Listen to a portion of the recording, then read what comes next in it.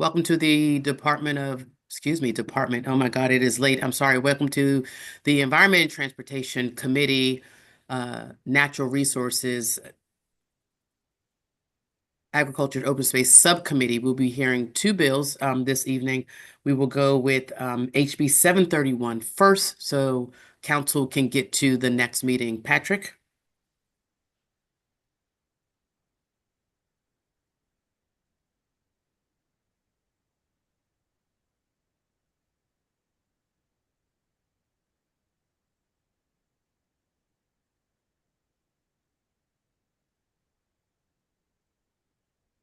Patrick?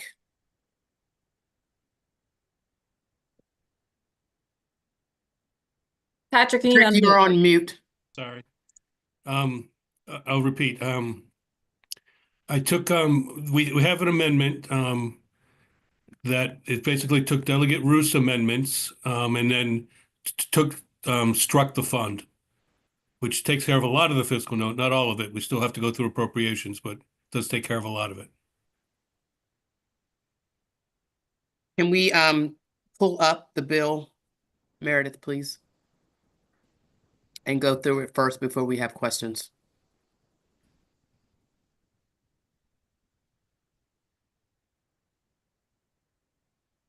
Meredith, do you have the reprint?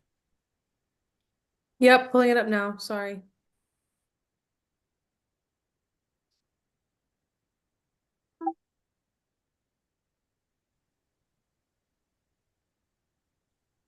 Do you have the reprint? Not the actual amendment, the reprint of the bill. Sorry, I wasn't clear. No, I'm sorry. I don't think I have a reprint. I sent it to you earlier, Meredith. Okay, hold on. Thank you. Here.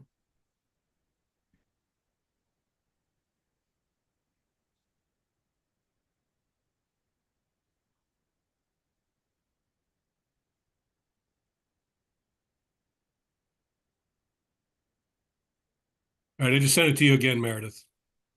Thanks, Pat. Sorry.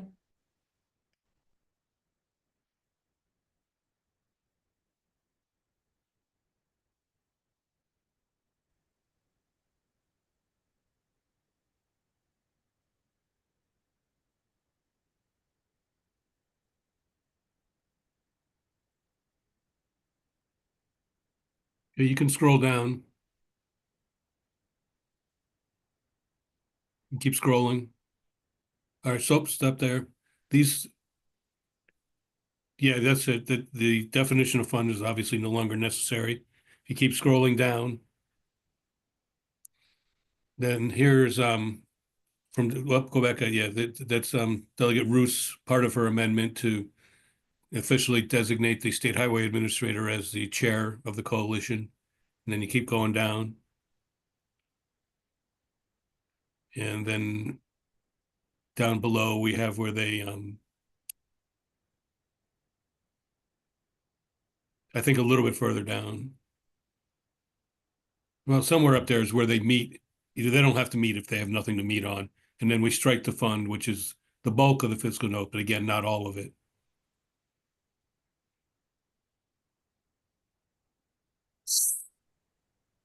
So Patrick, just so that we're clear for the committee, that the bill now creates the coalition, Correct. first and foremost, In without, statute. right, without actually creating the actual wildlife connectivity fund. Correct.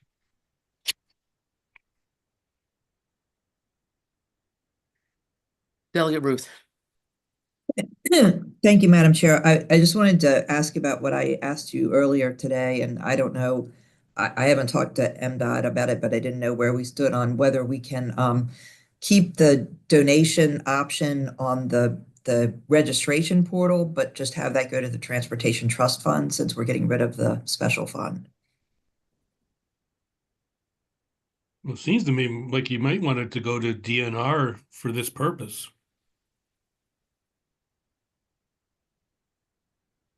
That may be something for the coalition to discuss. I guess the the question is, and if, I don't know if MDOT is on it, what she's saying is that, and again, I thought in general, the mention of a fund, because now there is no fund for it to go to, you want it to go to somewhere else. If that's something they want to accept and be responsible for, either taking on themselves or transferring to somewhere else, that would be a question for them. Matt is there. Okay, Matt, can you speak to this, please? Yes, thank you. Matt Michler, MDOT Director of Government Affairs. My understanding with the donations piece of this is something we could do without legislation. There are a couple other accounts that were done this way. So it's something we could certainly work with the sponsor of the bill on and other members who are interested. Well, I'm fine with that. thank you. Can we, Matt, get a letter sent to myself and the sponsor, noting that you can create this voluntary donation without legislation, and therefore it will be created?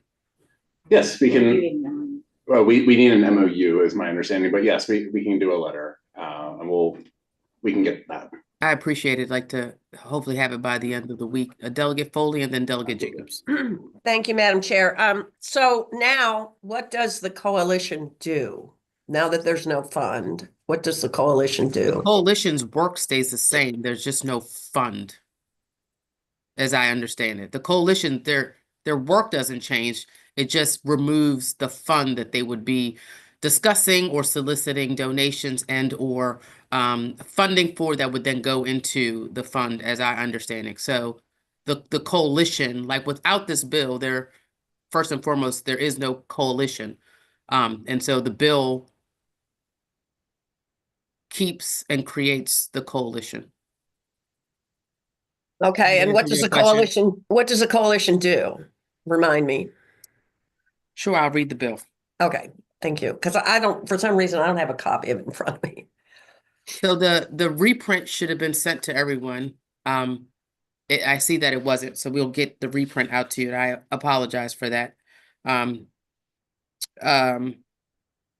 So the connectivity, the purpose of the coalition is to foster collaboration among state and federal agencies, non-governmental organizations, and other stakeholders to protect threatened and endangered species from habitat fragmentation that reduces access to resources such as food or potential mates, protect motorists and wildlife in the state by reducing collisions between vehicles and wildlife, facilitate the sharing of resources, data, and expertise relating to wildlife habitat connectivity. The coalition consists of the following members.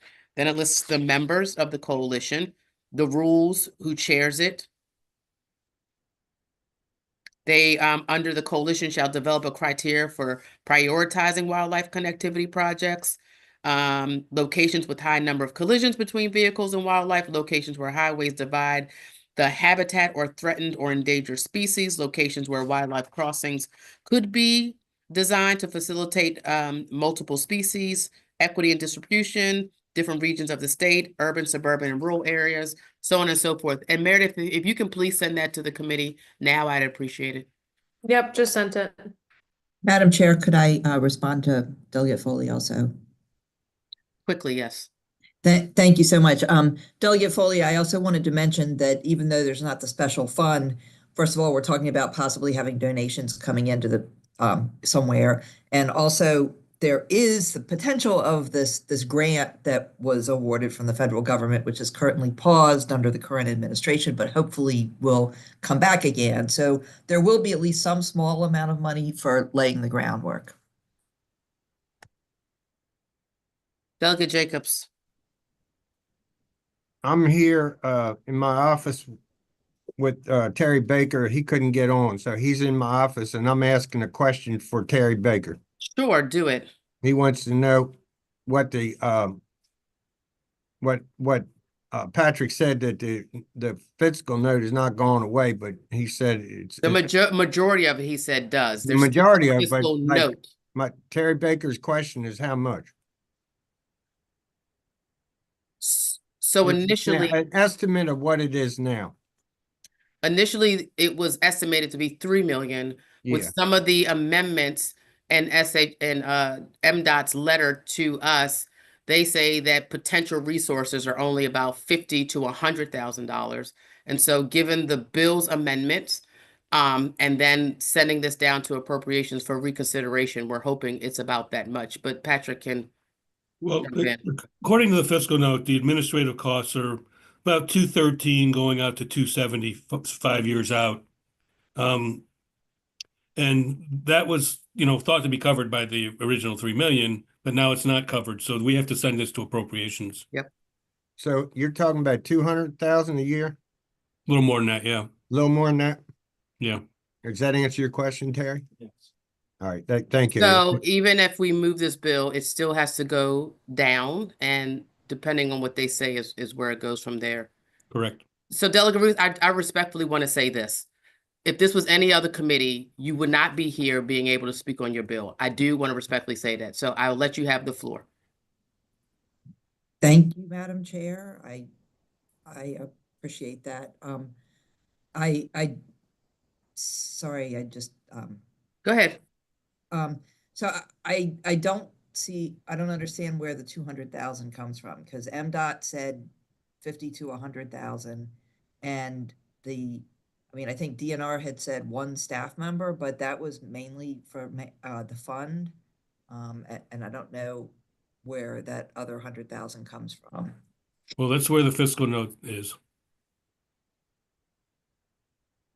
I mean, are you sending 200,000 to appropriations for approval? Yeah. Because I don't know, and maybe we can talk offline, Patrick, because I'm just not sure where that other 100,000 is coming from. Because the fiscal note has been overridden by letters from DNR and MDOT. I don't think that either of those letters talked about the fiscal note. Well, Matt and April, They said 50 to 100, and that was what they submitted. But the fiscal note writers are not obliged to agree with them. okay, I guess my understanding is that since I don't know, I guess I just don't understand how this whole process works then, because I always thought a fiscal letter from the agencies would override You're on mute. when you make amendments, as happened with my transportation equity bill. It depends on the situation, and it depends on appropriations judgment. Well, I get that, but I think if it's 100,000, it's a better chance of getting approval from appropriations than 200,000.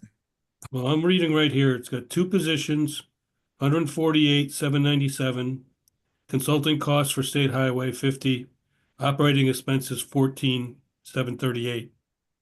So the two So positions. I'm gonna interrupt because we do have another bill, and I promised about 30 minutes is what I did promise. And we have a whole other bill to go through. I am going to ask to move the amendments and essentially the bill, and then we will have it moved from here. We can then send this to appropriations to check. We are in literally crossover week, so I don't want to belabor this. I mean, if we want to, we can, but it just holds up the bill. And so I respect you, Delegate Ruth. We've done a lot of work on this. I want to move something, and I think the base of this bill is essentially that we do have this coalition, which everyone that I spoke to, every department says that they want, and so I do want to move forward with that, and then we can figure out between offline with council and appropriations, we can figure out where it lands. But today is Tuesday. Crossover is Monday, and I don't want to take another minute talking about this bill, only because respectfully, it then is one more day that it's not downstairs, and it's one more day that it's not moving to the finish line. So respectfully, Thank you. Is that okay, Delegate Ruth? Is there a motion to move the amendments? So moved. Is there a second? Any discussions on the amendments or any further clarifications on the amendments? All in favor of the amendment, say aye. Aye. Any opposition to the amendments? Is there a motion to move the bills amended? Move is amended. Is there a second? Second. Any discussion on the bill as amended? Yes, Delegate Jacobs. Tell me the process here, because this is a high price fiscal note. So we are, as a subcommittee, going to move the bill because it has been amended. We will then let it go down between Patrick and appropriations to see where they land. Depending on where they land is depending on whether or not the bill moves. We're moving the bill because we are assuming with these amendments that is somehow reduces the fiscal note, and maybe appropriations will come back and say something different than what the sponsor and council are essentially has been discussing. So I you think that is think, the only fair place to go land. you think we should vote on a bill with that many questions on it when I mean, if it comes back with a different number, what's the process then? Are we Well, gonna have? they're to have not gonna another- change the number. They're gonna approve. They're going to, Either approve or not approve? Is that what? exactly. Exactly. So if they don't approve it, unfortunately, then we can't move the bill. If they approve it, the bill moves. They're not gonna But we're change the saying we're number. They doing- have the ledger. Right. Delegate Jacobs? Go ahead. Does it still create? No, I want to see if you're done. I'm not, Got my Terry's in here with me. Also because his wouldn't, I understand that. So he's talking to me right now, and then I'll Okay. give you the answer. if you No, don't no mind. problem.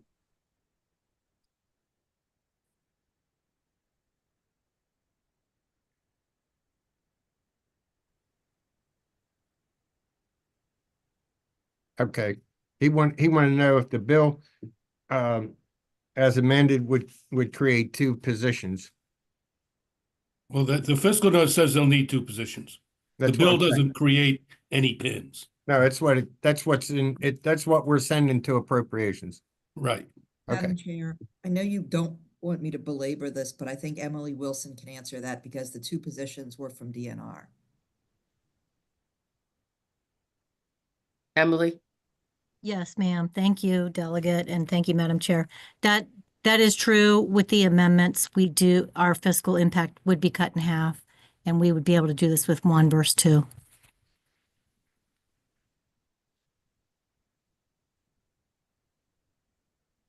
Are there any other questions? Now I'm even more confused. Because Patrick said earlier, it doesn't matter what you say at this point, it's what the fiscal writers establish as the number. So Emily can say that it's 1 now, but that's not what the fiscal writers are saying, correct? We'll get if the bill passes, we'll get a revised fiscal note, but there's really no way to reconcile it. Yeah, we're going in circles with this one. All right, never mind. Thank you. All in favor of the bill as amended, say aye. Aye. Any opposition? No. Baker. and Otto, Baker? Jacobs, Baker. Yes.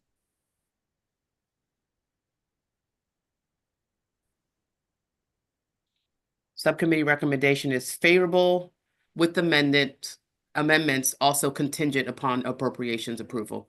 Thank you all so much. Now we have 11 minutes. I was hoping we have 15 minutes to talk about Bay Legacy. Kristen? And you all should have, I hope you also received the reprint that we've gotten from the Senate as it relates to the amendments that was discussed during our hearing that SAFE and the secretary said that they were going to submit. The Senate version already has those amendments plus one more we need to consider. So Kristen, can we pull up the bill? Meredith, I can't remember people's names. Yes, so I guess we'll just jump to page 2. This bill's doing a variety of things. So beginning on page 2, and so you can continue to scroll down, it's establishing the LEAF program, the Leaders in Environmentally Engaged Farming. This would be to fund farmers' adoption of environmental conservation practices and practices that demonstrate engagement with Maryland communities. This also, the amendment here, I guess, relates to the funding provisions. And so I think you'll have to scroll down a little bit more, Meredith, till we start seeing, let's see. Keep going. Sorry, I didn't have it marked down. Okay, so right here, starting with section 2-2404, starting on line 7, there is an amendment here that alters the funding provisions. It would require the governor to, it's mandatory, it would mandate funding in the amount of $900,000 each year beginning fiscal year 2026. So then going on to the next page, scroll down. So probably into the next page. And so this is including regenerative practices and traditions under the definition of healthy soils. And I'm not sure where it is, but it will stop right there because I can't remember where it was, but there is a provision that authorizes DNR to lease department-owned or managed land to a person implementing practices that support healthy soils and regenerative practices and traditions. So where we're stopped here, starting in line 12, is relating to the direct sale of finfish harvested and processed by, I looked it up to pronounce it and I forget, I don't know if it's Ikejima, I don't Ikejima, remember. yes. Ikejima, okay. And so this would establish that a person who has a title fish license or commercial Chesapeake Channel license does not need to be licensed as a food establishment in order to harvest and process finfish on a vessel by Ikejima for direct sale to restaurants. So then scrolling down, we have provisions establishing a water quality monitoring program, which I believe is, I think, codifying practice, current practice, I believe. And there is an amendment that was offered that would authorize the department to assess and incorporate water quality monitoring data that meets the quality assurance. And you can go back. And use goals of the state data sets into the water quality monitoring program. Okay. This is like the speed read of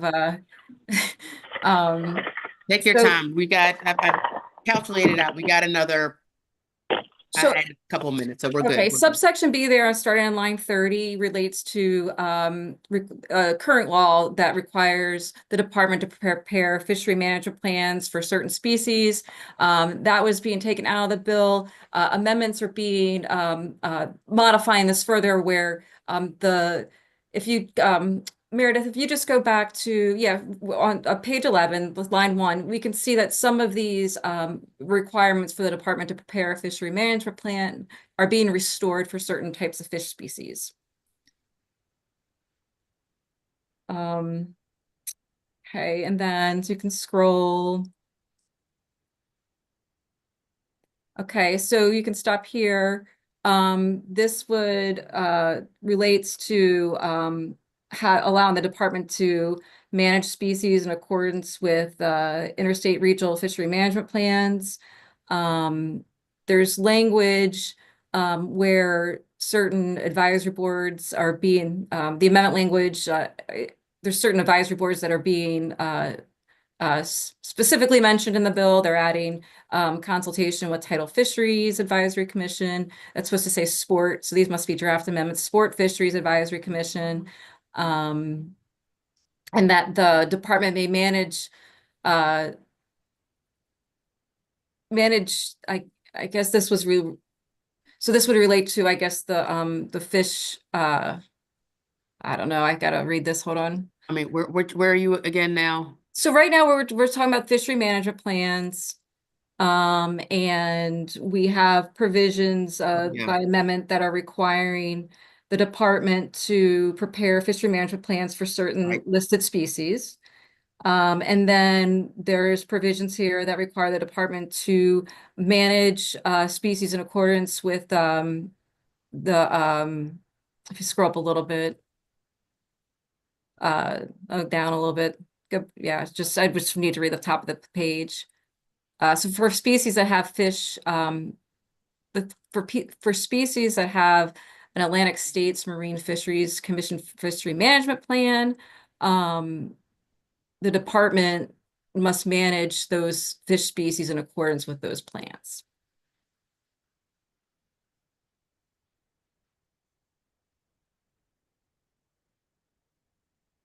And then, let's see. The good part here. There's references in the bill. Initially, that references to fishermen was being replaced with references to anglers, and the amendment here would update that reference to commercial and recreational fishing participants, including individuals licensed to guide fishing parties. Yeah, so this addresses the charter fish, or the charter boat individuals here. And so there's another part of the bill that speaks to this, and this just for people like Delegate Jacobs, this does address our charter boat folks. Okay, and so it requires, so on page lines 21, it's requiring the fishery to consider certain environmental and climate factors.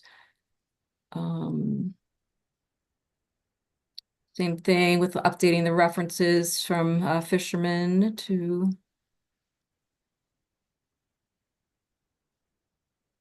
I think this is still all the fishery management stuff.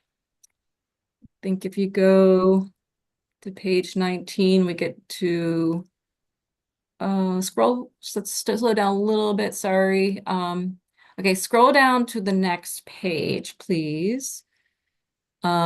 I think here is where this relates to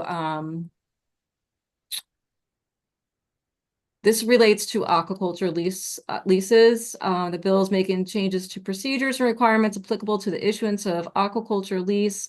Includes clarifying, establishing timing of when a public informational meeting on or a protest of a lease application may be requested. I think you can scroll down, and it authorizes DNR in consultation with the Aquaculture Coordinating Council to charge a lease applicant reasonable advertising and survey fees, and modifies an annual reporting deadline from January 1st to January 31 to give a leaseholder additional time to report on the use of the lease during the prior year.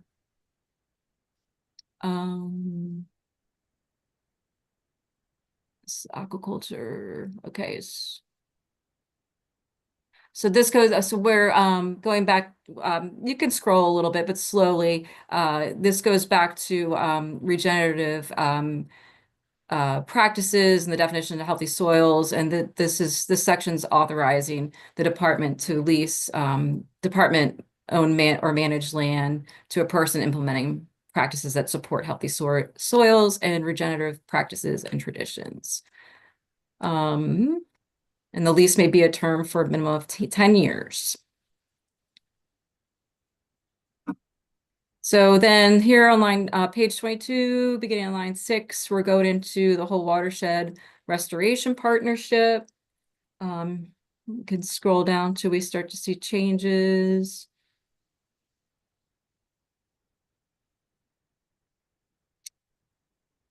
Page 25. Thank you. Oh yeah, new subsection G. So this is requiring the whole watershed restoration partnership to so the certain projects would have to meet development. So let's see if I can find a summary that so the state management team and project sponsor meet as soon as possible after a project is approved, inviting all relevant state and federal agencies to develop a plan for permitting the project. It would require the permit tracking dashboard that the Secretary of DNR must establish. It includes the plan for permitting the project with any confidential information redacted.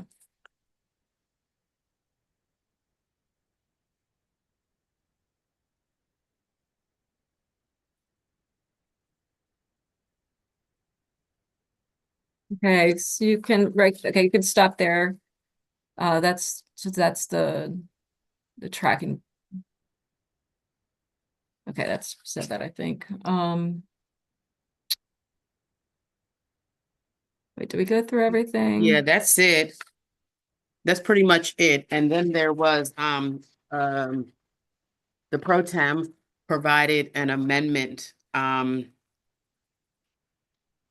my amendment? Provided also an amendment to this bill that, further gives additional, where's my amendment? Further, definitions and clarifications. Where's my, So this, yes, there it is. trying to find what page it is. I haven't had a chance to look into this since. Yeah, it is. Here it is. This essentially, and if the pro tem wants to speak on it, it's essentially wording from his nutrient bill. Oh, here it is. Well, snake, it would have bit me. The amendment goes to, it doesn't say the page, but it is inserted after 8-701 regarding a fixed natural buffer and what it means, and what a fixed natural buffer includes. Essentially the planting of riparian forest buffers, herbaceous cover, agricultural land, wetland restoration. So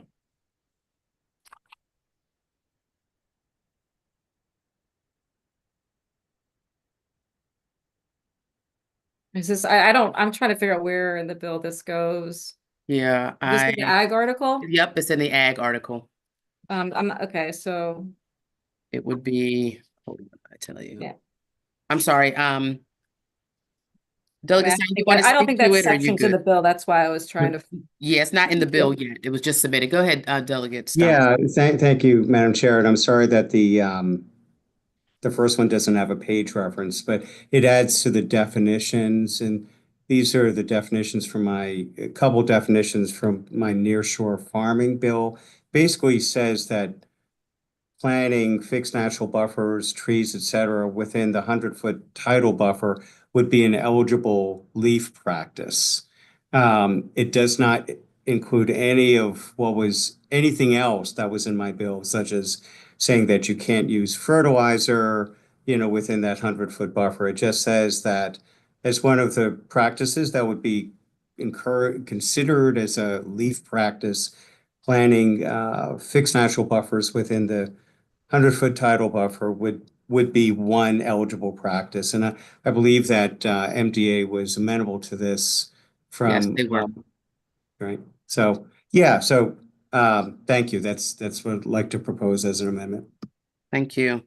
We're going to go to a couple of questions. We're going to go with Delegate Jacobs and then Delegate Otto. All right. So these are the same 428 with these proposed amendments are the ones that SAFE introduced, but they have not been adopted in the Senate, correct? They are. The bill that we were looking at was the Senate bill. This But is a reprint with draft amendments appears from the Senate. But they haven't been They're not adopted. Right. Okay, so I mean, I don't know if a subcommittee or someone has taken an action. I just know what we received. Right. It's just I just want to make sure I'm straight on it. So, Delegate Boyce, I brought up the issue of charter boats, and they haven't changed the language in this bill. I spoke with Sarah Whitnam on Thursday afternoon about the language of charter boats in here.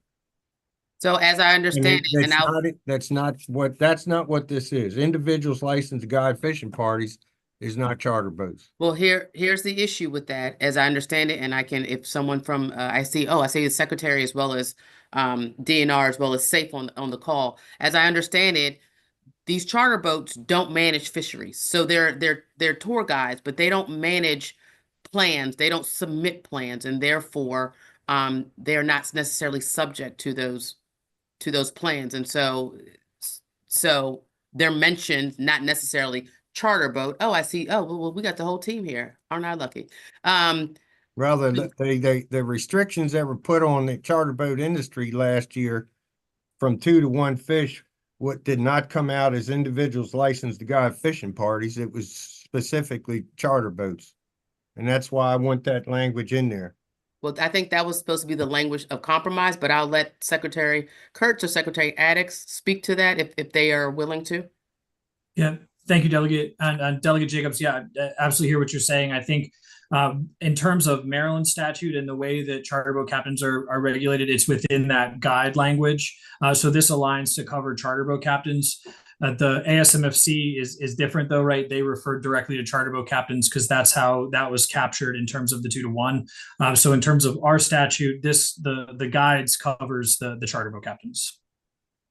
Well, again, I'm going to go back to my original statement I said in the bill hearing. You know, this is the Chesapeake Bay Legacy Act. That's the name of this bill. And charter boats is a legacy industry, and they need to be mentioned specifically in this bill and not merely individuals licensed to guide fishing parties. You could have people that are going snakehead fishing or licensed guide to for fishing parties or cow nose rays or whatever. I mean, there's a big difference between guides, licensed guys for fishing parties and the charter boat industry, which has been devastated and needs to be in this legacy bill. I spoke with Sarah about it Thursday, and I you know, she said she was going to run it up the flagpole, but I guess didn't get far. Well, I think this was the language, and I think we can continue talking This about is it. the same language that was in the bill when it came in for the bill hearing. Nothing's changed in this language since we had the bill hearing. Actually, it was Except for anglers, Dana- and except for- anglers was removed, and this language was added. Anglers was already removed when this bill came in on the bill hearing last week. This is the exact same. I got 2 copies of it. I had one before the hearing and I got this one. That's why I wanted to know if they had been adopted or not. Okay, Anglers was taken out 2 or 3 weeks ago. well, we'll work through this. Well, If there's something to work through, we can work through it, but I mean, this is. I where it can't vote stands. for it if it don't have charter boats in it. That's bottom line. Well, that's fair. That's fair. I think they explained that this does mean charter boat, while it's not explicitly saying charter boat, but this is the language that refers to them. Delegate Otto. Thank you, Madam Chair. I have concerns about Delegate Stein's proposed amendment and what the consequences are there with a small pot of money and what that does and how that will dilute any of the other programs that are specified in it. So, Well, thank you for that. As I understand this bill, it is all incentive based, and there's nothing mandatory in this bill. And so Delegate Stein's bill will go towards other measures that are incentive-based items to consider, programs to do. Nothing in here is a shall at all. So we can still talk through it, but there's nothing in here that is mandatory. And so that is language in the bill, but it is not mandatory of the bill, as anything in here is not mandatory, as I understand it. okay, I'll have to see where that comes out before I commit. Well, what do you mean by that? I want to read where it goes in and how it's worded above it to see as it's not a layered thing. What do you mean layered? I mean, it'll be one of many options. It is a or and not an and. It's not and Okay. all these things. It's or one or a couple of these things. Secretary Addix, I'm sorry. No problem. I just wanted to clarify that the definition for the title buffer is not going in this section that you're reading in the LEAF proposal. We're proposing that it's going into where our other definitions of buffers already exist in our conservation section of our statute. And so it would just add a new definition for tidal buffer on top of the existing definitions that we have of buffers. And then it adds a reference to tidal buffers to the list of practices that would be available to farmers to get credit for through the LEAF program. And to echo the chair, these are all mays, not shalls. So is this replacing a definition of tidal buffer? Or? It's creating a new definition of tidal buffer that's based on the language proposed in the tidal buffer in the pro tems legislation. So is there an existing definition in that statute or tidal buffer? Not of tidal buffer. There are riparian buffer and other types of buffers that we use in places where, we've got access to water that's not necessarily tidal. So this is creating a new definition that is specific to this practice. Again, it doesn't have the requirements. It doesn't have the fertilizer prohibition that was in the original bill. And we're taking this as a friendly amendment because at this point, we're trying to build as many practices as possible to be used in the LEAF program so farmers can stack their practices and get extra credit, as it were. Thank you, Mr. Secretary. I see this Thank you. bill That as helps. good. I hope that helps. I see this bill as a kind of a menu, a compact menu of everything that someone could and potentially should do if they would like. It's just in one big menu. And so that's kind of how I see this. And I could be wrong, but I'm visual. That's how I see it. Rachel, did you want to add something?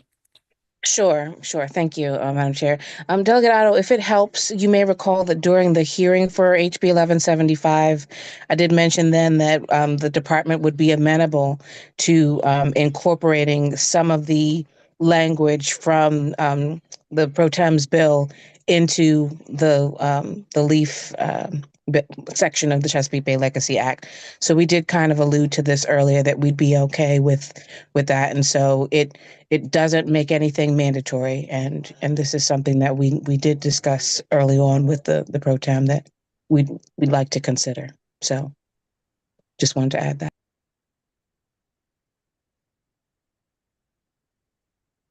There any other questions? This is just for discussion.